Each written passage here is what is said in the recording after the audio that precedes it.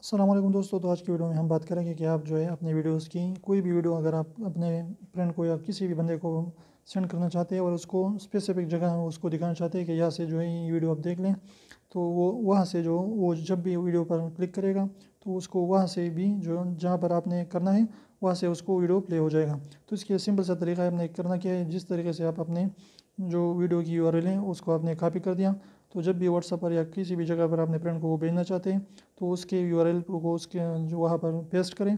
इसके बाद आपने लिखना है क्वेश्चन मार्क, इसके बाद टी यानी टाइम, इसके बाद इज़ इक्वल टू यानी इसके बाद लिखते हैं इज़ इक्वल टू यानी मसावी का निशान, और इसके बाद जो है जितने भी सेकंड बनते हैं तो उसको मिनट को अपने सेकंड में तब्दील करना है और वहाँ पर 136 लिखना है, 20 लिखना है, 100 लिखना है, जो भी आप लिखें तो इसके बाद आपने लिखने जाएँ।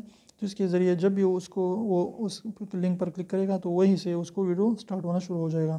तो सिंपल सा ट्रिक है। उम्मीद करता हूँ कि वीडियो पसंद आई। वीडियो पसंद आई तो वीडियो को लाइक कर दीजिए, चैनल को सब्सक्राइब करना ना भूलें।